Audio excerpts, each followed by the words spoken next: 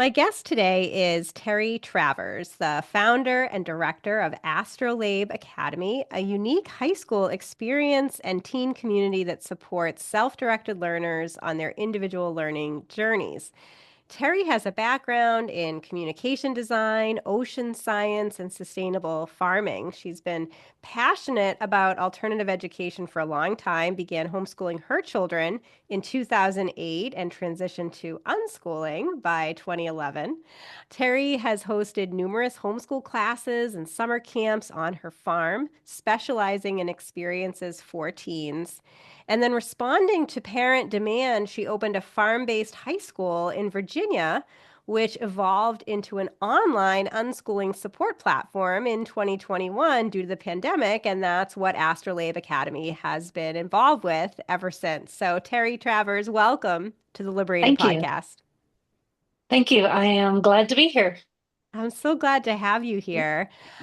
So much for us to talk about today. I'd love to start, though, if we could, Terry, with what got you interested in education and specifically alternative education? You know, his background in communication, science, sustainable farming. How did that ultimately lead to an interest and an entrepreneurship path in education? Okay, so there's a really long winding road Yeah. that I started out in marine science. I didn't have the funding way back then to complete school. So then I wandered for a while and I got a degree in communication design and fine arts. And I've always loved helping people. So I've always mentored folks and taught them along the way. And then as I moved through my career in communication design, I gravitated towards those jobs that were in the sciences and then ended up working for NOAA for 12 years Hmm. because it was ocean science. So it was like my thing. Yeah. And I was working for them developing educational materials based on the ocean research for high school students. So I did a ton of education outreach. And as I was doing that, I was having trouble with I started late having kids. And my first one was really struggling with school, not in school, did great in school, but really struggling with like melting down. We're talking kindergarten, Hmm. melting down when I brought him home, not wanting to go to school the next day. There were a lot of issues. We went through three principals, lots of discussion about putting him in a more advanced class. And then it ended in December with the third principal in 3 months telling me that if I was a better mother, my child wouldn't be having trouble with wanting to go to school. And at that point, it's my first one. I get it. There's a lot to learn, right? But the problem is he wasn't being challenged at all. Like we over prepare him. And when people ask me about public school, like what do I need to do to get my kid ready for kindergarten? I kind of jokingly tell them, well, don't talk to them. Certainly don't engage them in anything interesting, right? Don't over prepare them for kindergarten. They'll be miserable. So, but sadly, that's kind of the case. So we brought him home and homeschooled from there. And then my work with Noah intensified, and I needed to be up in Silver Spring. I was living in Orange, Virginia. It was like a 3 hour commute. And I put him in a private school, and that went a little bit better. It was a lot more engaging. There were still some issues.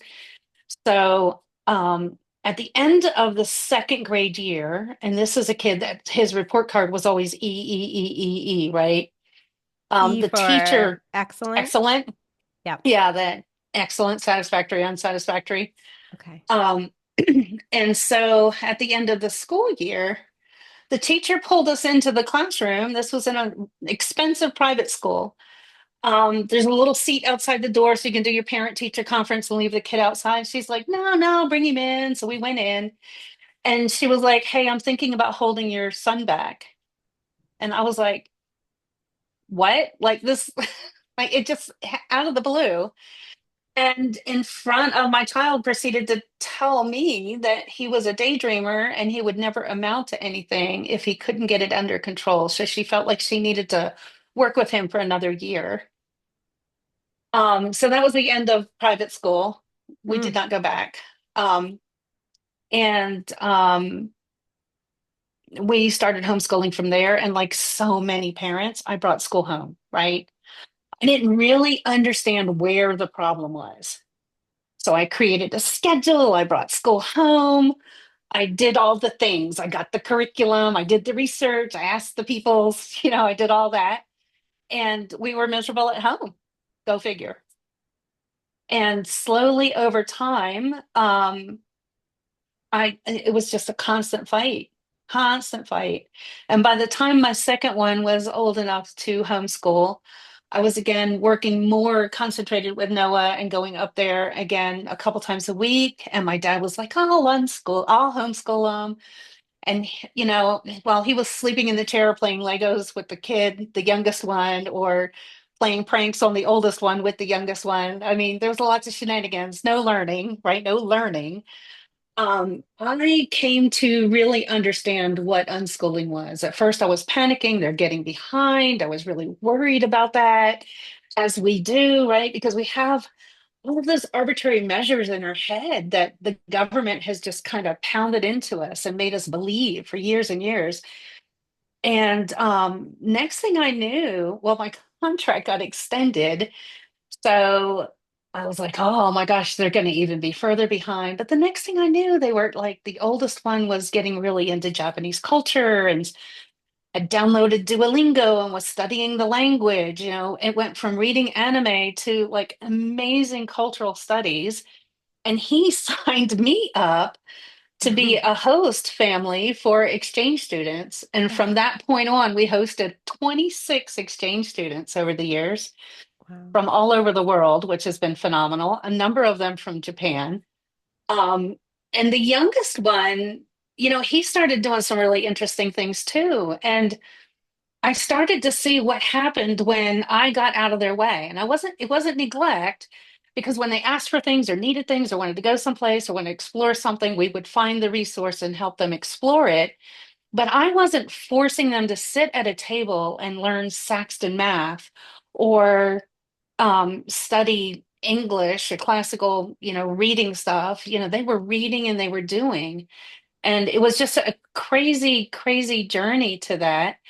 And then I was always bringing other kids to the farm to share our journey. And as the oldest one got into the teen years, we were going on field trips everywhere. We were visiting colleges. We were participating in adult classes for farmers and stuff at VSU. And we were just doing so much. And the parents were like, can you just take my kid and unschool them?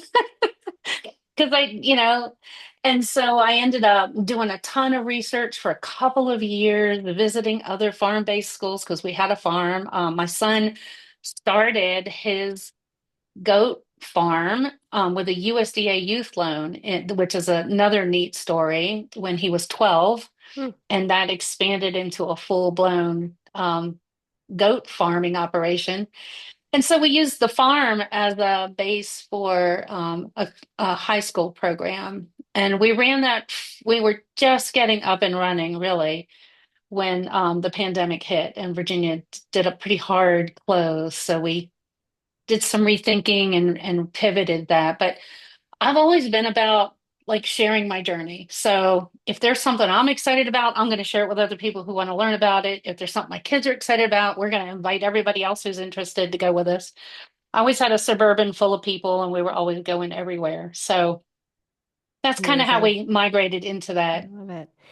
Yeah, and you said that you started the farm-based school in Virginia as a private school because Virginia tends to be one of these states where it's relatively easy to open a private Yeah. school. Not the case in some states across the Not the country. case in Tennessee where I had lived. Yeah. Yeah. And Yeah. then, yeah, like you said, COVID timing and lockdowns enabled you to pivot to this more online version, this teen community for high schoolers, homeschooled high schoolers, which I want to hear more about.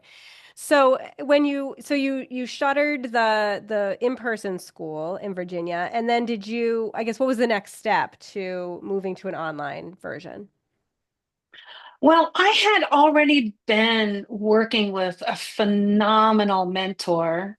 Um, so it wasn't an out of the blue thing. There's a fellow in California. His name is Wes Beach, and he is a retired school teacher from California, and he had a really unique program. He talked them into letting him do like a self-directed class.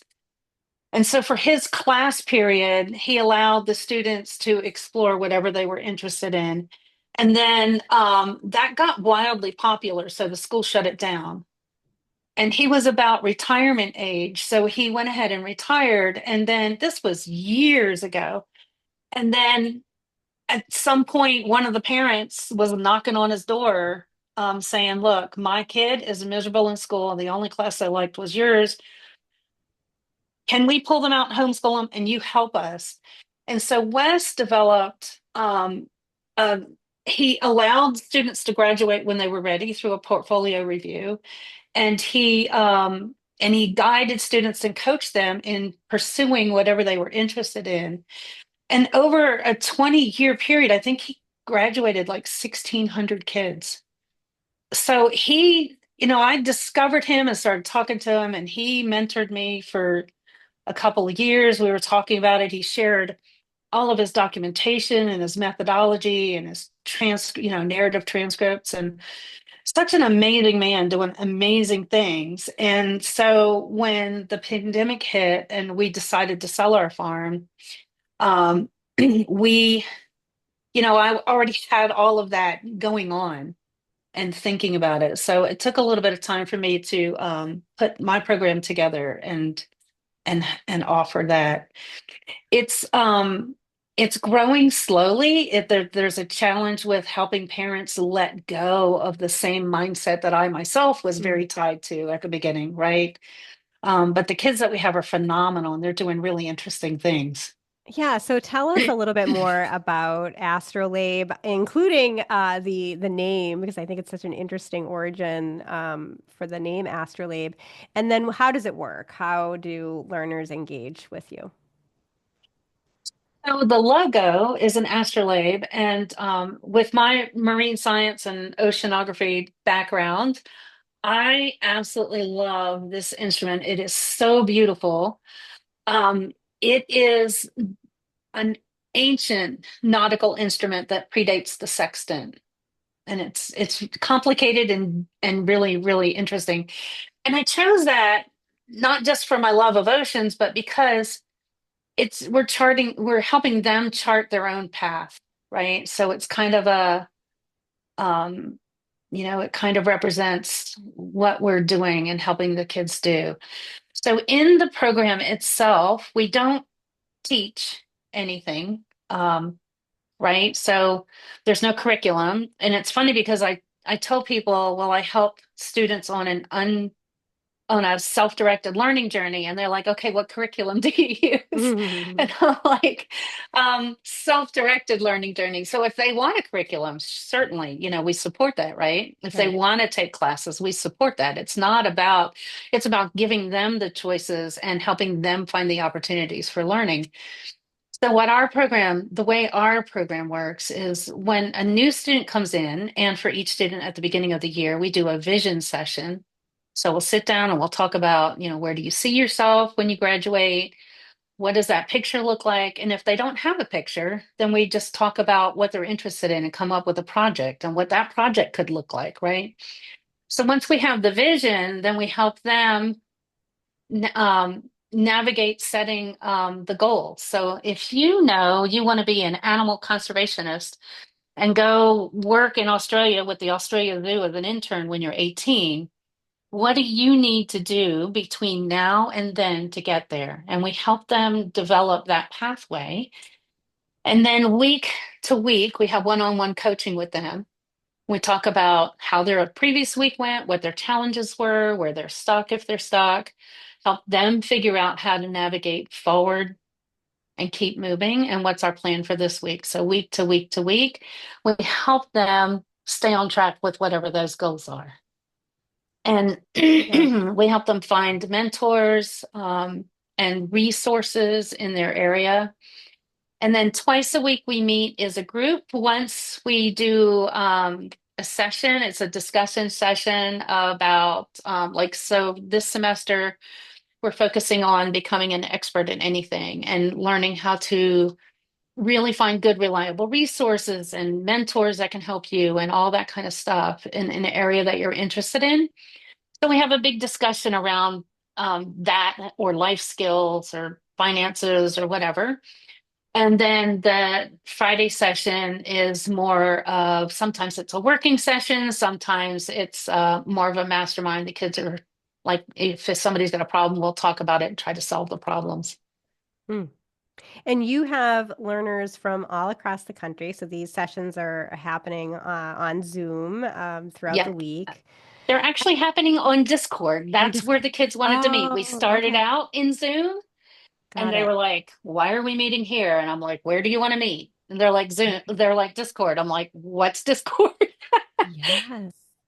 So they helped us set up the school servers and they had the I give them agency, Hmm. let's meet where you guys want to meet.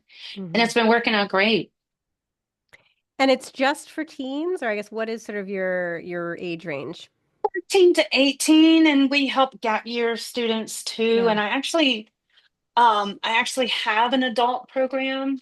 Hmm. I've graduated one adult who needed a degree in order to further school who was almost 40 and never had a high school diploma. So we work with that as well. And she got into the college she chose, which was awesome. So I don't really advertise that yet. I probably should, but we do help adults with that as well. So are you a recognized private school then that's issuing diplomas, or how does that work? Um, so it depends on the state, Yeah. right? So in some states, I'm a private school and I can issue diplomas as a private school. In some states, I support homeschoolers, but I can still issue the diploma Yes. because, like, homeschoolers, you write your own Right. diploma, but they get a really nice professional diploma through us, and then we help them put their transcripts together for college or for whatever. I don't push the kids to college. I think if a student is really excited about a particular thing and college would benefit that, then we help them get into whatever college they want. But we certainly don't push kids that way.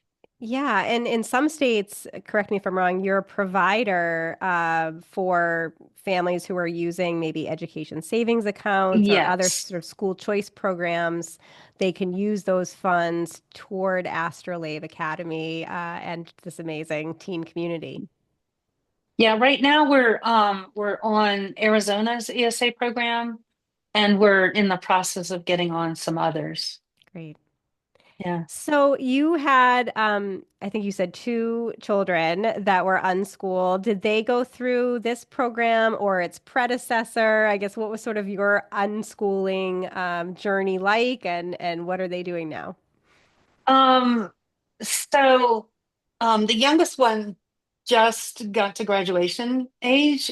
He did not participate in the online school.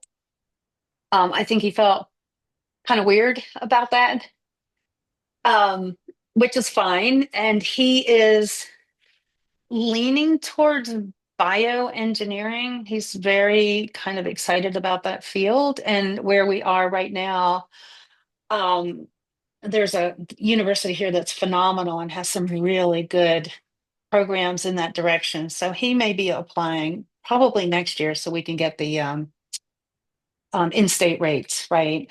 Yeah, because you So just moved meanwhile, to Wyoming, as you said before we yeah. recorded. So exciting. Yeah. So it is very exciting. Yeah. So meanwhile, he's been studying stuff. Every now and then he pops his head up and starts having a conversation about something Yeah. wild in that realm. And my older child has been in studying in APU, the American Public University, online and working on a communications degree. And this is the one that was very interested in Japanese culture and stuff, Hmm. but is also very interested in sciences and is probably going to apply, has actually applied to the University of Wyoming Yeah. for this upcoming year to transfer in. So Amazing. Yeah. So So we're having exciting. fun. I mean, everybody's really loving it here. Yeah, and one of your other roles, in addition to education entrepreneur, is as a community connector for VELA, which of course is the national philanthropic nonprofit and founder network, sort of the go-to resource hub for entrepreneurial parents and teachers who are creating these innovative learning spaces. And you're really helping VELA in terms of connecting founders and specifically now with your new perch in Wyoming, seeing what else is Yes. happening there. Yeah. In what is really a rural state, and yet you're already seeing that there's quite a bit of education innovation in that state. I wonder if you can talk a little bit more about your role at VELA and specifically what you're finding. Yeah. So just like with the education stuff, I love to share. So I don't remember how I discovered Vela. Maybe through a Facebook ad or something. I don't remember. But I am so glad I did. I applied for a grant and was awarded a grant. I was doing a series of seminars for parents to help them let go of the traditional mindset about schools and consider alternatives. Mm. And the Vela funds were useful for that, and that was really nice. And what I have found more about the Vela network is the network itself. Like the money was great, the grant was awesome, but the network is absolutely amazing. And it's a massive, um, it's just so it's so unique in that we're not competing against anybody, right? We're all in this together, right? And what my service is, what everybody's kids are different. If somebody's a good fit for me, great. But if they're not, I'm going to help them find a better fit. So the more micro schools that I know of, the easier it is to help those parents make those connections. And it also provides opportunities for us to come together and help solve each other's problems because there's always challenges with this, and find resources and all of that other stuff. So I love the non-competitive nature of it. I love the fact that it's all across the gamut, like from educational to secular. It just it's just a massive range of personalities, and everybody has their own why they're doing it. And it's just really exciting to see everybody working together. And it's fun for me. I love making connections. So this is like right up my alley. So I love connecting, helping to connect others. And here in Wyoming, what I found when I started reaching out, first of all, some of most of my emails probably went to spam. Some people were like, I don't know who this is or what they want. When I finally do get through and talk to people, they're not even aware that there might be 10 other alternative education activities going on in their little area, in their county, which has been interesting. Everybody's here is kind of operating in a bubble. So as I meet people and talk to them, they get excited, right? And so it's spreading and it's fun. Yeah, and that's connecting the founders themselves, people who are Right. running these homeschool collaboratives or other sorts of innovative learning models, again, who may not know others exist or haven't had an Yep. opportunity to connect. So that's so amazing that Vela is sort of the conduit for these founders to connect and gain the Right. benefits. Yeah, I love that. But I wonder if you could also speak a little bit on the parent side, Terry, because I think some parents might say, oh, nothing like this exists in my county or in my They state, have no idea, right? or it's just these, traditional private schools, and that's all that would be the alternative, or I can't homeschool for whatever reason. And yet, just from your sort of cursory Google search of what's happening in Wyoming or connecting with folks there, you're seeing that there's actually so much. And this is in, again, a relatively rural state. So, what would you say to parents who might think that there isn't an alternative near them? What would you say? How could they get started in sort of finding something? And maybe get granular if you could. Like, what search terms do you use? What kinds of Facebook groups should you be looking for? That sort of thing. Yeah, so it's interesting because there is like a disconnect, right? There's these little operations that are starting up that are having a hard time finding the parents, Mm, and even though they know there's a need, right? Usually start with like a really local need, like there's a couple of kids or their own kids that need this something. And then you have the parents who really don't understand not only what's out there, but is this possible? When your mindset yeah. is you're thinking of the requirements and the, a lot of these a lot of these operations are like when we're in schoolhouses. We don't separate our students by age or grade. They come in, they're all doing the same thing. Um, and so a lot of these operations aren't separating by age or grade, right? It's more of a one room schoolhouse kind of effect, which is phenomenal, but parents don't understand it. So not only are they not aware, but even when they are aware, they're a little bit fearful of it being such a different kind of learning environment. Um, so as far as Googling or searching, there's a couple of places to search. One would be Facebook and would be Google, right? So you can search the term microschools for whatever county, right, or town. I would do the town and the county as well. Hmm.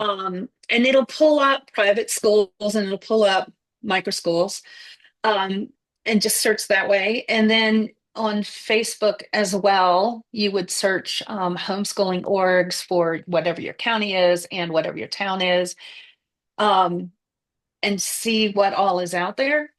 And what we're trying to do is help put together like regionally. You see this in a lot of areas, but where the connectors are really starting to come together and bring the microschools together, doing like little education fairs. So the Mm, microschools are all represented and the homeschool orgs are represented. And the parents are invited to come in and just meet folks and talk to them about their different programs and stuff. So that kind of stuff really helps them connect as well. yeah. Yeah, and I know there's several organizations that are working on some more, kind of school finder tools or navigation tools that Yes, there are. enable Yeah. families to find these things, and it'll be great to see where some of those go. But I think that we also can't underestimate the power of these more decentralized or grassroots platforms like a parenting group from your local county or Hmm. community, or a homeschooling group or microschooling group, because and I think you would agree, this space is so dynamic. There's constantly new programs popping up. Many of them are small. So, you might have sort of a small homeschooling co-op or collaborative that will quickly, will emerge and quickly fill up, and then there'll be another one. And so for that sort of dynamism, I think some of these more decentralized grassroots spaces are better to kind of figure out what's actually there, what's available, and so on. And it sounds like you said to me that even in just Wyoming alone, you found what, 100 of these Yeah, just under a programs? hundred. Yeah. Yeah. Amazing. And what are Right. they? And And there's just sort probably of a lot more. generally, yeah, what in general, what are you spotting? What kinds of organizations? It's been about 50-50 microschools and homeschool organizations. Okay. Yeah. And Yeah. like you said, sort of that variety that is the sort of defining feature, I think, of microschooling, that there's really something for everybody. There's secular and faith-based programs. Hmm. There's more kind of traditional curriculum to unschooling. Right. There's Waldorf, Montessori and Montessori. yeah, yeah, yeah, it really runs So the great. gamut. Classical and all kinds of Hmm. different philosophies and approaches. So it's really great. Yeah, and it's So interesting yeah, that you mentioned apps and stuff, like people putting together resources to help yeah, families connect with microschools, because Bayla's actually working on that now yeah. too, which is really exciting. I can't wait to see that get published and put out there Yeah, because I think it's going to be useful. again, I really feel like we're just at the beginning of this movement in Hmm. so many ways, not only in the numbers of learning environments that will grow in the coming years, but also in these sort of supportive resources around helping to connect families and founders and so on. So yeah, exciting. Yeah. I'd love to hear from you, Terry, then about your reflections of moving from, you said you worked for NOAA, you were kind of doing work for others initially, and then moving into being your own boss as a founder and an entrepreneur. What has that been like for you as you reflect on your experience as a founder? Well, it's interesting that you say that because when I actually started my own graphic design company in the mid 90s. I won a contract award with NASA to develop an educational CD-ROM for high school for their Earth observing satellite systems, which was just a phenomenal project. So that I've been an entrepreneur for a long time. And then with the farm, as we started doing agri tourism type stuff and hosting events on our farm, and so working with the county and making sure that we were doing things that they were okay with and doing it in the way that they were okay with, because having 50 horse trailers show up on a farm, with neighbors and stuff so I've been doing the entrepreneurial thing and I've been working with local governments. When we launched our high school, um, we had been searching for property and had several things fall through, and I found a piece of property in a county that we wanted to move our farm to and grow. And so I worked with the county and made sure that we met the zoning requirements and we had the right to have a school on the property and all that kind of stuff. So I know a lot about entrepreneurship and zoning and all that kind of stuff. And so it was kind of natural. The work I did with Noah was as a woman-owned small business, subcontracting with them. Okay. So Oh, okay. yeah. So Okay. I So have a, this is a lot nothing of new. no, I have a But what lot is of it, experience working and with what do you that. think is most rewarding about being an entrepreneur? Well, there's pros and cons. Yeah. The most rewarding thing is it's my time and I get to decide what I do with my time. I have to say that that's probably the most rewarding thing. Mm, yeah, I love that. So, when you think about the future of alternative education and education entrepreneurship, what do you think is going to happen? Where do you think we're going to be, say, in the next 5 years? Well, it's interesting because in states, it seems like where the ESAs are really popular, and like Florida, I think they have a 500,000 students now in their scholarship programs that are not going to public schools. And what we're starting to see in Florida, from what I'm reading, is a shift in how the public schools are operating and teaching, because in this free market, as it were, they have to do better, right? They They have to have to compete. figure Yeah. out where that gap is and why children are flocking away and why they're so miserable in the school system. And so, my hope, what I'd love to see and what I hope to see is that the public school system realizes the shift that they need to make, and it becomes a better opportunity for the students that really need it, because it is needed, right? There are families that can't take advantage of the other options for whatever reasons, so it needs to be an option, but it needs to be a better option. Um, it needs to serve the students better. Yeah. So And while that is happening, if there are teens who could benefit from this self-directed learning community and the kind of coaching and mentorship and connection with other teens that Astrolabe Academy provides, how can parents and learners connect with you and learn more? I think probably the easiest place is on our website, astrolabeacademy.com. They can chat with us on the website. They can fill out applications or even schedule and get right on the calendar and chat with me. Amazing.